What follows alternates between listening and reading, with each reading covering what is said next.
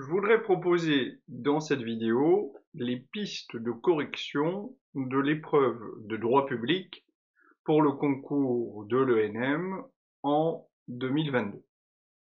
Cette épreuve a été proposée le vendredi 3 juin 2022 et voici un petit peu les pistes que l'on peut donner pour ce sujet. L'épreuve a été réformée et s'appelle désormais questions écrites. Deux questions étaient proposées.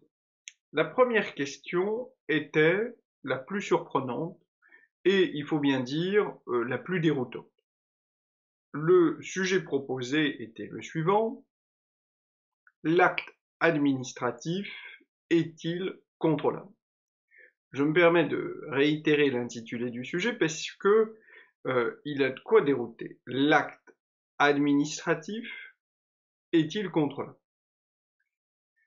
Alors, pour celles et ceux qui sont déjà bien familiers du programme de l'ENM, depuis la réforme, un choix a été fait. C'est de sortir le programme du droit administratif de l'épreuve. Si on regarde sur le site de l'ENM la comparaison entre l'ancien programme, donc avant 2019, et le nouveau programme, on se rend compte que dans le tableau réalisé par les organisateurs du concours, une notion a été particulièrement rayée, c'est la notion d'acte administratif. Donc, trouver dans l'intitulé du sujet le mot « l'acte administratif est-il contrôlable » a de quoi dérouter. Sur ce point, je me permettrai de faire une première observation. L'année précédente, le sujet était administration et laïcité. Dans cette analyse du sujet, administration et laïcité, on avait le mot effectivement administration. Mais ça, il n'y avait pas de doute sur le fait qu'on était dans le programme. Pourquoi? Parce que au tout début du programme, il y a la présentation des structures de l'État, ce qu'est l'administration, ce qu'est l'État, etc. Donc, quand on avait le sujet administration et laïcité, on savait qu'on était dans le cœur du sujet. Là, on a quand même une difficulté parce que la notion d'acte administratif a été évacuée. Alors, qu'est-ce qu'il me semblait nécessaire de faire pour ce sujet? L'acte administratif est-il contrôlable? Je crois que ce qui était nécessaire de faire, c'est quand même de tenter, non pas peut-être une définition de ce qu'est l'acte administratif, c'était pas au programme, mais au moins une identification. Là-dessus, dans acte administratif, il y a une première évidence qu'on pouvait balayer dans l'introduction. C'est que derrière le mot acte administratif, il y a deux choses. Il y a l'acte administratif unilatéral, c'est-à-dire les actes qui s'imposent à leur destinataire indépendamment de leur consentement. Pour le dire simplement, les actes réglementaires, les actes individuels, les décisions d'espèce. Et il y a, de l'autre côté, les actes administratifs dits multilatéraux, qu'on appelle familièrement les contrats administratifs. La question première qu'on pouvait se poser, c'était: est-ce que le sujet renvoie aux actes administratifs unilatéraux, aux contrats administratifs ou aux deux? Je crois que ça, il faut être clair. La tradition fait que, l'usage fait que, lorsqu'on parle de l'acte administratif en droit administratif, eh bien, c'est pour faire référence à l'acte administratif unilatéral. Donc, la question devait être recentrée sur l'acte administratif unilatéral. Et je crois que on avait une plus-value à dire, bon, finalement, la question qui se pose, c'est l'acte administratif unilatéral est-il contraint? Deuxième point qui me semblait nécessaire de réaliser dès le stade de l'introduction, c'était la question de est-il contrôlable? Il y avait ici deux précisions qu'il me semblait nécessaire de réaliser. D'abord, contrôlable, c'est-à-dire susceptible de contrôle, que l'on peut contrôler. Alors, on voit ici que il y a, dans le contrôle de l'administration, il y a deux types de contrôles qui vont se réaliser. Il y a un contrôle administratif interne, qui va passer principalement par la chaîne hiérarchique et par l'ensemble des mécanismes non contentieux. Ça, je crois qu'on pouvait dire, oui, il y a toujours des contrôles internes à l'administration, et on pouvait, là aussi, les évacuer dans l'introduction. C'est pas le cœur du sujet. La question de savoir si tu peux faire un recours administratif gracieux ou hiérarchique, voire saisir éventuellement, lorsque cela est possible, une autorité administrative indépendante du type défenseur des droits, article 71-1 de la Constitution, ne constitue pas le cœur du sujet. Et si on voulait l'évoquer, ça devait être placé au stade de l'introduction. Ce qui veut donc dire que, susceptible de contrôle, on devait faire référence ici au contrôle de type juridictionnel. Est-ce qu'il est susceptible de recours? Et je crois que le mot contrôlable, qui est quand même pas un mot d'une précision absolue, contrôle, c'est quoi un contrôle? Eh bien, devait ainsi être recadré. Troisième précision qui me semblait nécessaire de faire, c'est que le sujet était présenté au présent de l'indicatif. C'est-à-dire que ce que l'on attendait ici était le point suivant.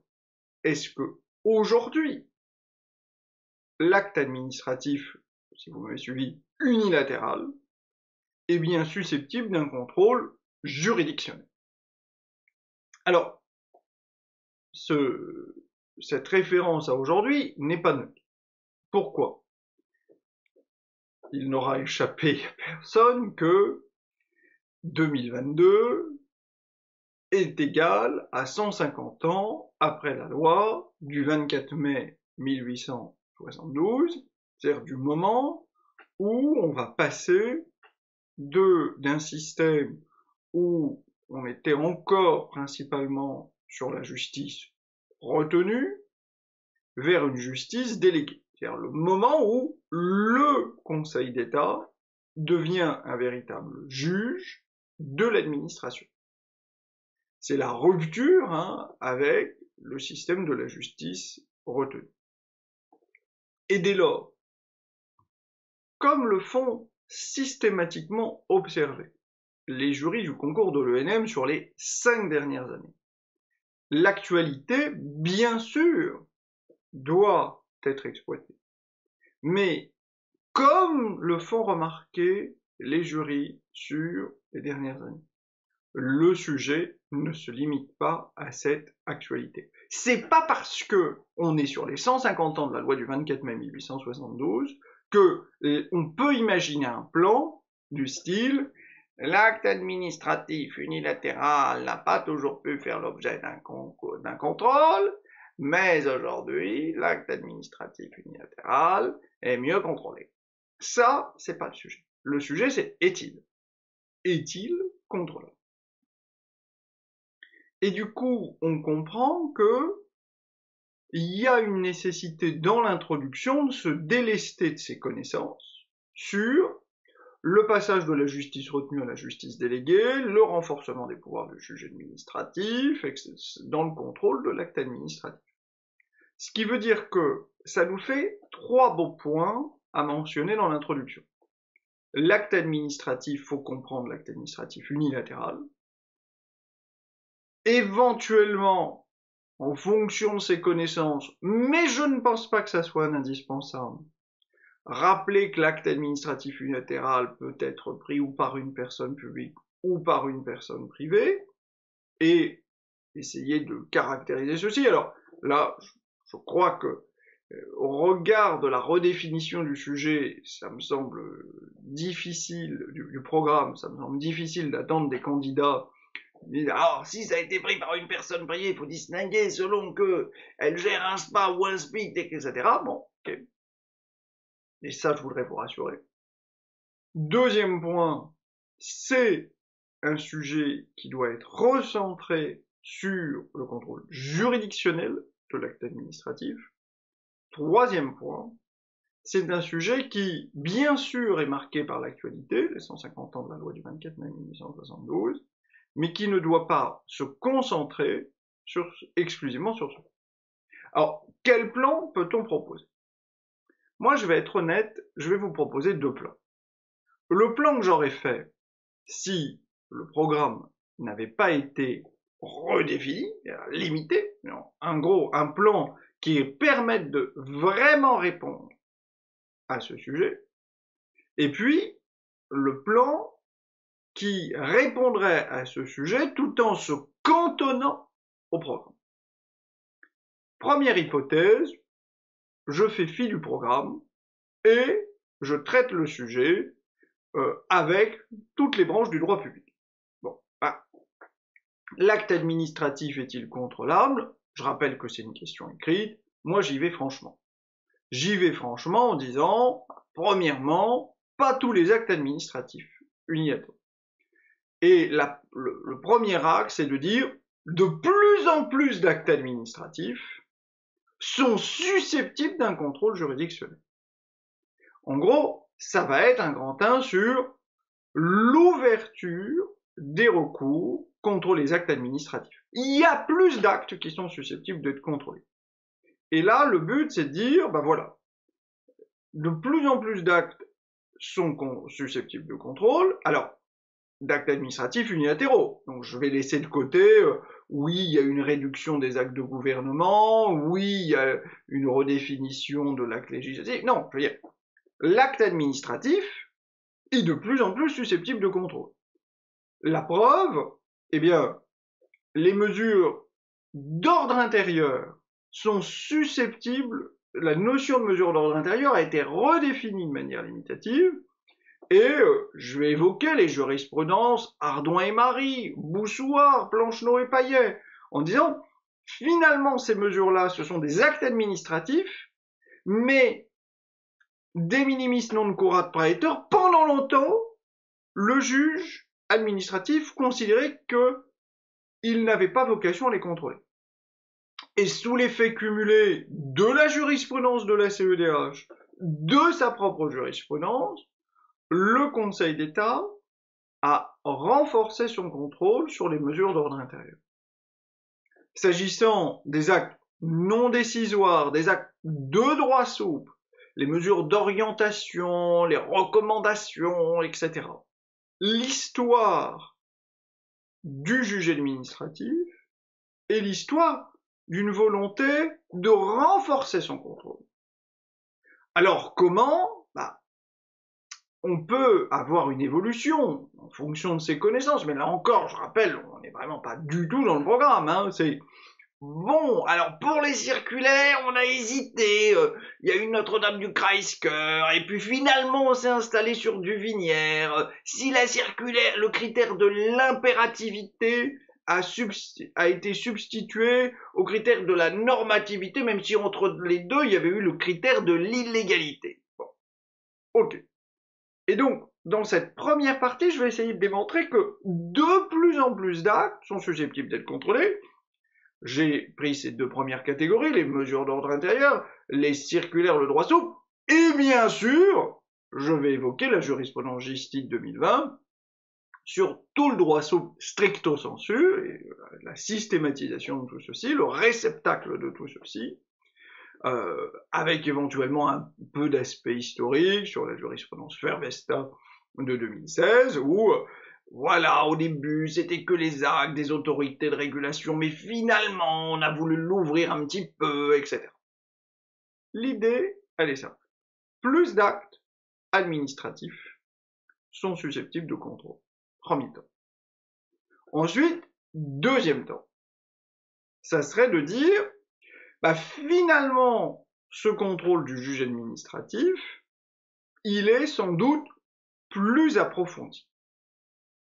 Il est plus approfondi parce que le juge administratif, finalement, a plus de pouvoir. Alors là, je dirais un peu rapidement sur cette question, en disant oui, bon voilà, il fait du contrôle de conventionnalité, il fait un peu de contrôle de constitutionnalité sous toutes les réserves issues de la jurisprudence Arrighi et de sa combinaison avec la jurisprudence. Ok, d'accord, il fait plus de choses.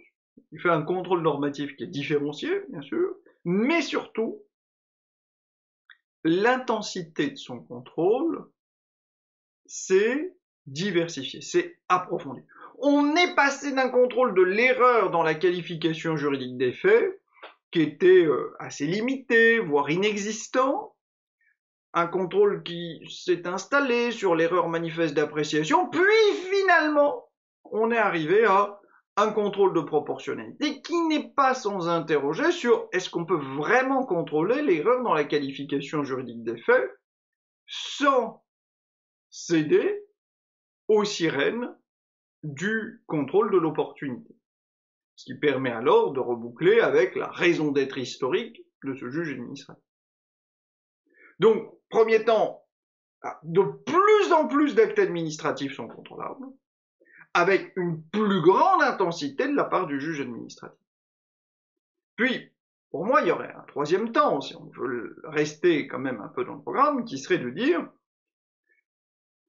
il n'y a pas un monopole du juge administratif dans le contrôle de l'acte administratif. Ce monopole-là a, en quelque sorte, été remis en cause. Parce qu'on passe le concours de l'ENM, il faut un peu parler des pouvoirs du juge judiciaire dans le contrôle de l'acte administratif. Au plan pénal, l'article 111-5 du Code pénal, qui va permettre, par voie d'exception, au juge répressif de se prononcer sur la légalité de l'acte administratif.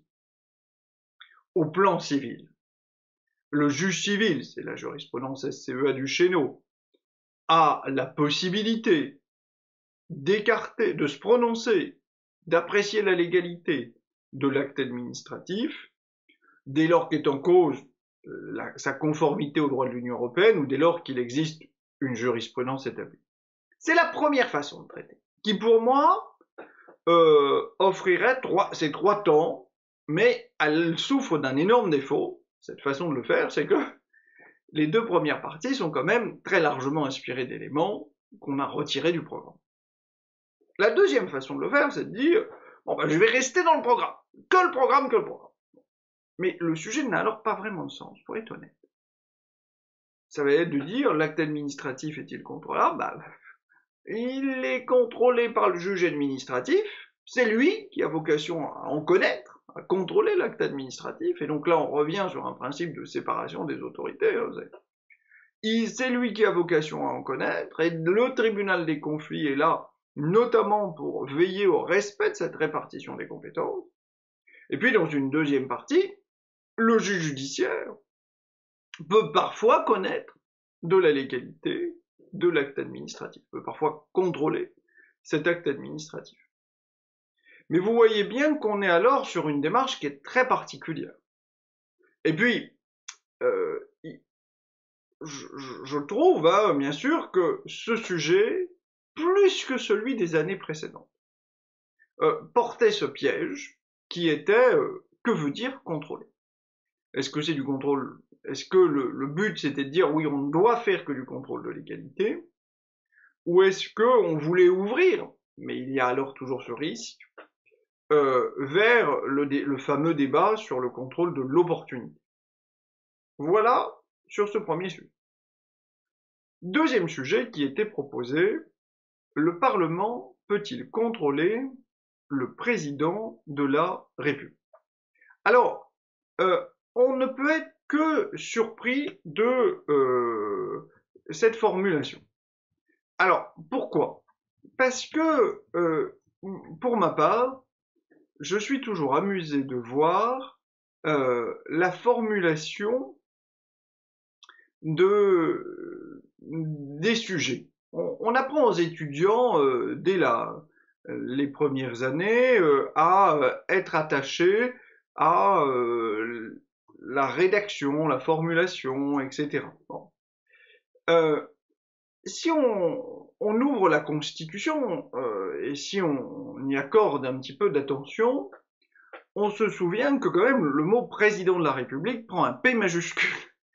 Et je passe mon temps à l'ISP à dire aux gens, hey, il y a quand même un formalisme. On n'écrit pas le mot constitution avec un C minuscule quand on veut faire référence à la norme constitutionnelle. On n'écrit pas cour de cassation n'importe comment. Et là, tout d'un coup, le président de la République se retrouve avec un P minuscule. Bon. Un peu comme on parle du président pour les anciens présidents et du président de la République pour le président en fonction. Bon. Là, une espèce de formalisme qui est pas très... C'est ma première surprise. Bon. Ensuite, le fait que là, le sujet porte sur le président, le Parlement, il n'y a rien de nouveau. On voit bien que statistiquement, énormément de sujets portent sur le Parlement.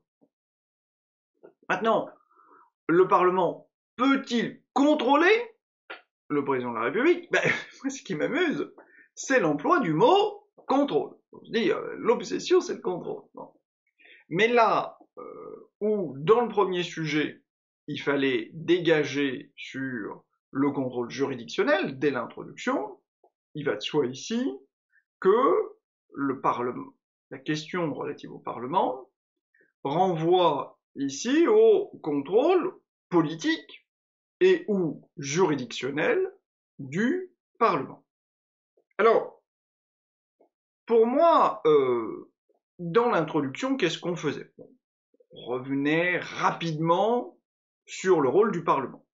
Le Parlement a plusieurs fonctions, une fonction représentative, il représente la nation. Le Parlement a une fonction législative et budgétaire, puisque finalement ce Parlement vote la loi et vote le budget, et le Parlement a une fonction d'évaluation des politiques publiques, hein. On est bien sûr ici sur l'analyse de l'article 24 de la Constitution, et le Parlement contrôle l'action de l'exécutif. Quand on dit il contrôle l'action de l'exécutif, il faut revenir ici sur quelque chose d'assez simple, c'est que, historiquement et principalement, il contrôle l'action du gouvernement. Là, je crois que on peut le dire, et je passe mon temps à le répéter pendant l'année, c'est voilà, la Ve République était conçue sur la base d'un régime de type parlementaire, et c'est pour ça qu'il y a cette fonction de contrôle qui passe par les mécanismes de l'article 49. Mais, là encore, toujours au stade de l'introduction, le grand classique auquel on ne peut pas déroger, c'est on a assisté à une présidentialisation du régime, qui est liée globalement à l'élection du président de la République au suffrage universel direct, qui est liée à l'apparition du fait majoritaire, qui est liée à l'institutionnalisation de ce dispositif par le quinquennat, par le calendrier électoral, etc. Et donc, ce mécanisme-là conduit à un schéma très simple. Ce schéma, c'est le président a plus de pouvoir, et cette présidentialisation amène forcément à se dire est-ce qu'on contrôle l'action du président? Et il faut bien le dire, là-dessus, je crois que vous pouviez proposer un plan qui, à mon avis, était beaucoup plus simple d'imaginer.